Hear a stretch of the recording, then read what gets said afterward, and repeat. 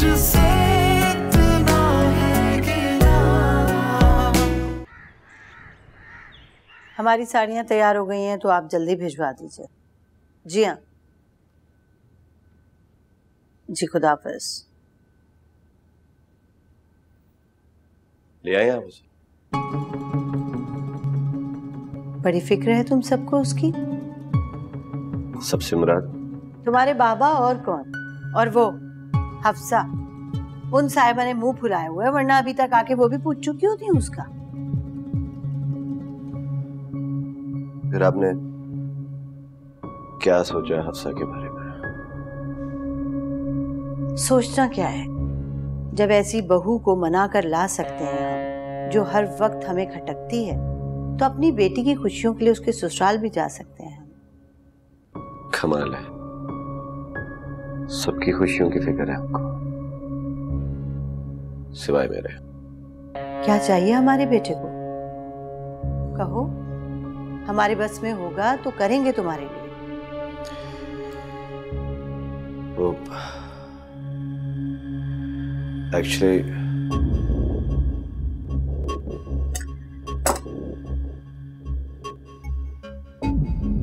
शाम को बात करता हूँ।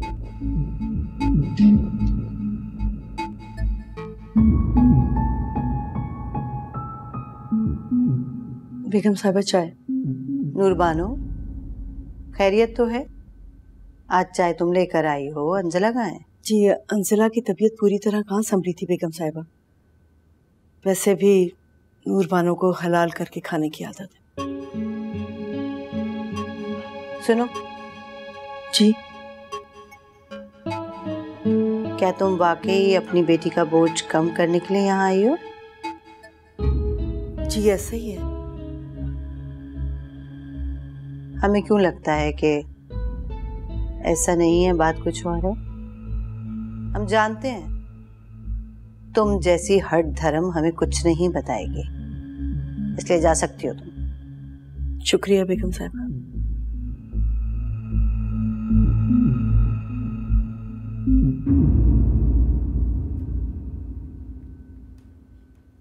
लो जी, नाश्ता आ गया। आज मैं अपनी बेटी को बेड पे ऐसे नाश्ता करवाऊंगी जैसे बाकी सब करते हैं। मैं आपसे बात नहीं करी। अगर आप ऐसे ही मुझे शर्मिंदा करती रही तो मैं अपने आप से भी नजरें नहीं बुला पाऊंगी।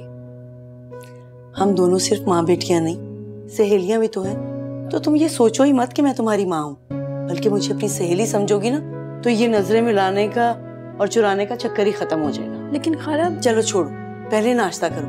अब कोई और सवाल नहीं, जब तक तुम मुकम्मल तौर पे ठीक नहीं हो जाती। ये लो, पहला निवाला मेरे हाथ से।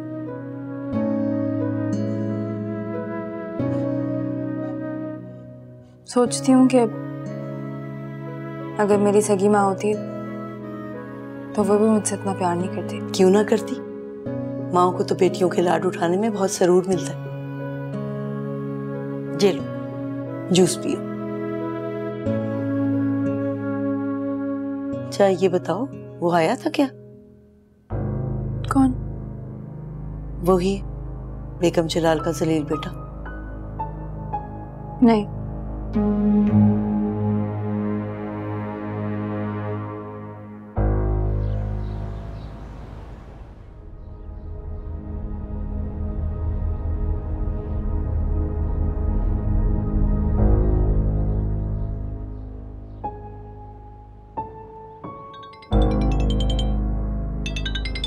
हेलो खाला, मैं कब से इंतजार कर रहा था आपका।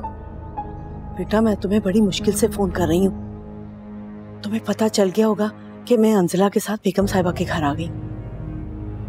खाला मैं समझा नहीं, आपने ऐसा क्यों किया?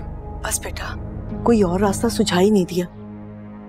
बेगम साहिबा खुद लेने आई थी उसे, और उसकी हालत ऐसे नहीं थी कि मैं उसे अकेले भेज देती।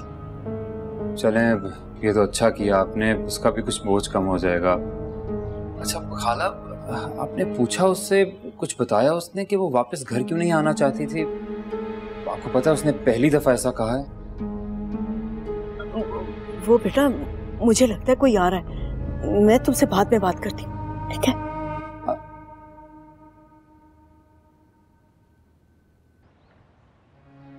अब मैं तुम्हें कैसे बताऊं सावर, एक रसील उसकी इज्जत के दर पे है और मैं उसी से बचाना चाहती हूँ तुम्हारी अंजिला को।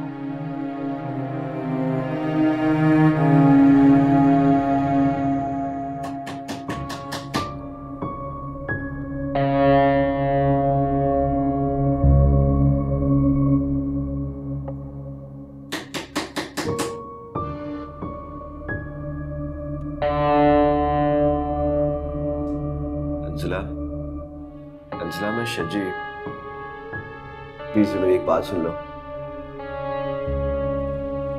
डरो नहीं बेटा।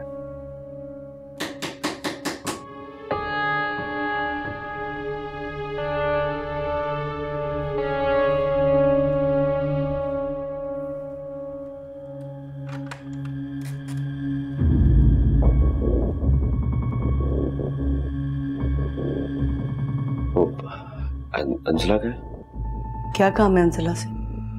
एक्चुअली मेरे सर में मेरे दर्द हो रहा था, तो अगर एक कप कॉफी चाहिए थी। चलो मैं चलकर बना देती हूँ। अरे नहीं, आप कैसे बनाएंगे? आप मेरी माँ की उम्र की हैं, आपसे मैं थोड़ी काम करवाऊंगा।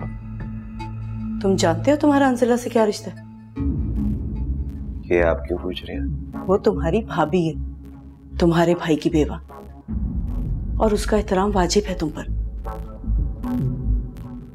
किस किस्म की बातें कर रही हैं आप ये? मैं जिस किस्म की भी बातें कर रही हूँ तुम बहुत अच्छी तरह जानते हो। और सुनो, आज के बाद अंजिला से कोई भी काम मत कहना, समझ गए?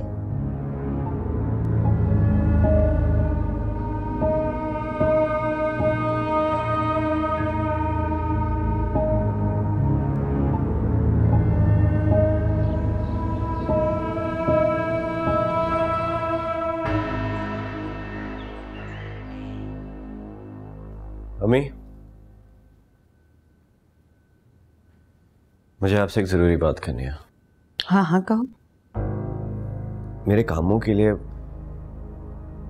नूरबानो की जगह कोई और काम वाली रख लें आप प्लीज। क्यों, इसकी क्या जरूरत है? अंजिला जिस तरह पहले तुम्हारे काम करती आई है इसी तरह वो करेगी। हाँ वही, मैं भी वही चाहता हूँ, मगर नूरबानो कहती है कि मेरे काम सिर्फ वही करेगी और कोई नहीं करेगा। किसके कौन से काम किसने करने हैं ये नूरबानो नहीं, हम तय करेंगे। करते हैं मुझसे बात। हाँ अतीका, बस हम निकल रहे हैं।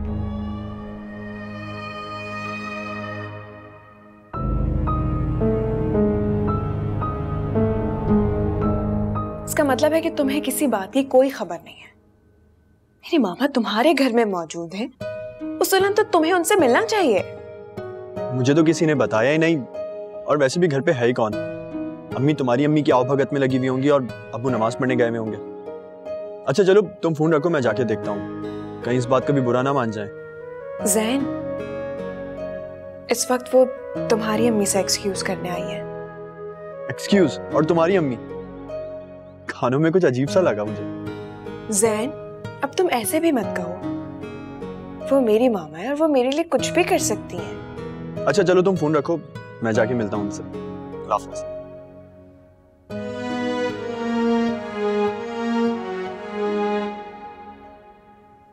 आपकी तबीयत कैसी है, ठीक तो है? हाँ जी बिल्कुल, अल्हम्दुलिल्लाह।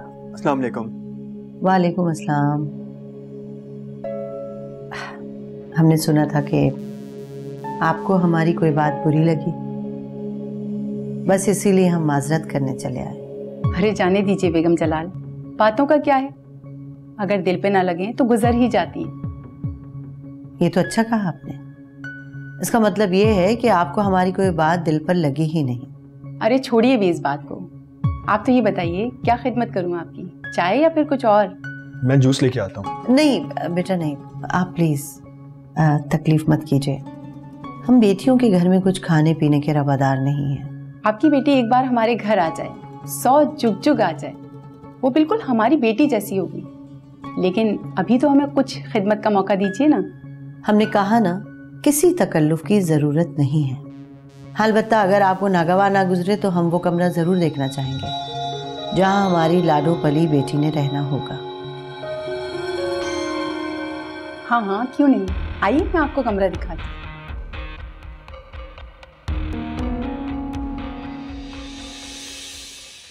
सुगरा भी जी एक बात तो बताओ, पूछे।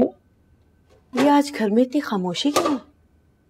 वो बड़ी बेगम साहब है ना, अतीका बीबी के साथ छोटी बीबी के ससुराल गए हैं और साहब ऑफिस गए हैं, शायद छोटे साहब भी उनके साथ गए हैं, और हफ्सा बीबी है ना रूम में किसी से फोन पे बात कर रही है। अच्छा, तो ये अतीका बीबी बेगम साहिबा की क्या लगती है? हर वक्त उनके साथ साथ रहती हैं। वो जी बेगम साहबा की कुछ भी नहीं लगती। बड़े साहब है ना, उनकी कोई दूर की रिश्तेदार है। बेचारी बेआसरा थी, घर था नहीं, बच्ची का साथ था और घर में रहने की जगह दे दी। अच्छा, तब भी वो बेगम साहिबा की इतनी चमचागिरी करती हैं।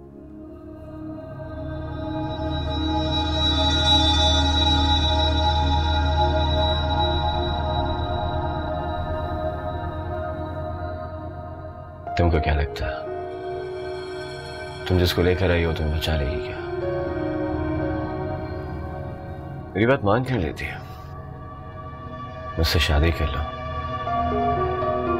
इस घर में कोई तुम्हें कुछ नहीं कहेगा, कातिल भी नहीं कहलाओगे।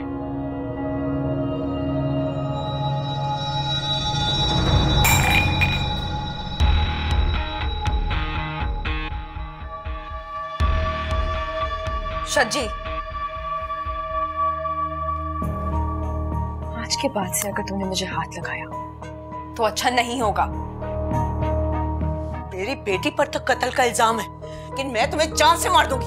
खबरदार जो इसके पास है। चले जाओ यहाँ से।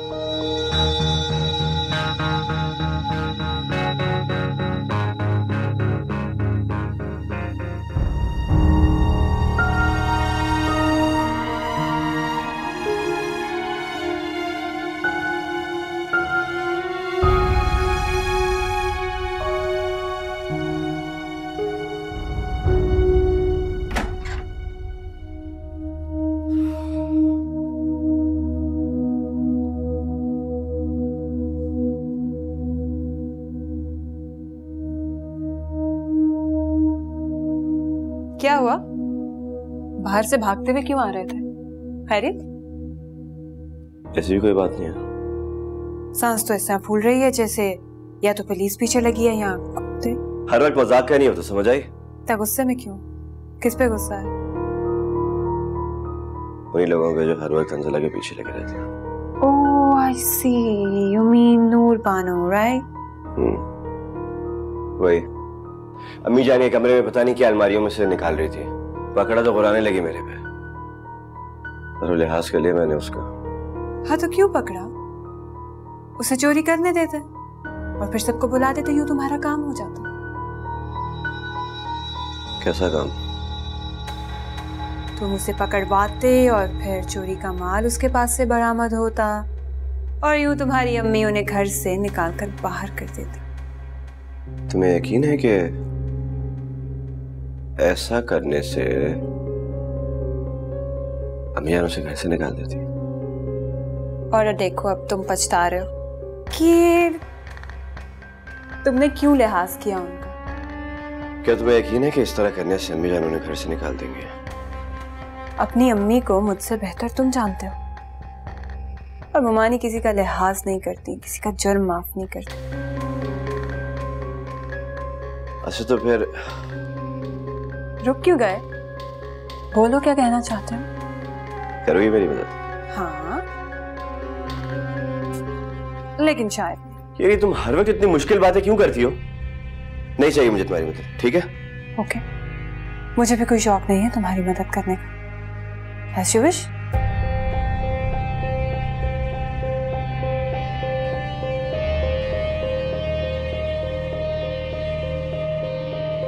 लेकिन एक बात याद रखना, नूरबानो यहां से गई ना तो अंजला उसके साथ जाएगी।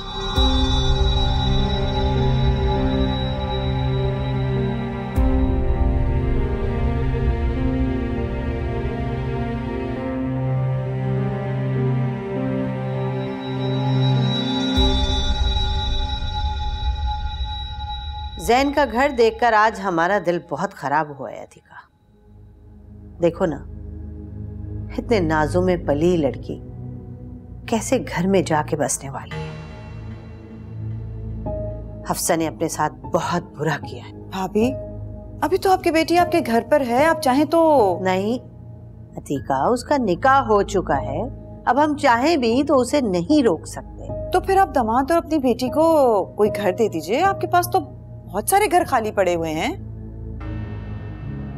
हम ऐसा हरगिज भी नहीं चाहते और जलाल हमें ऐसा करने की इजाजत भी नहीं देंगे। अतीका, ये जो गरीब लोग होते हैं ना, ये बहुत खुददार होते हैं। हमें नहीं लगता कि जैन हमारी ये पेशकश कबूल करेगा।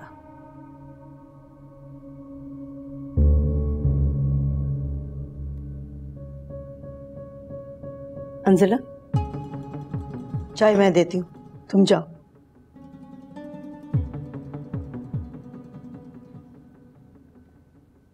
नूरबानो जी। चाय तो अंजला भी बना सकती थी, ये तुम क्या हर वक्त उसके साथ दुम छल्ला बन के घूमती रहती हो? बस मेरा दिल करता है कि एक पल भी उससे दूर ना रहूं, इसीलिए।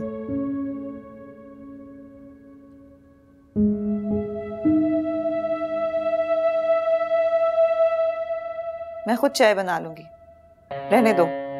जी अच्छा।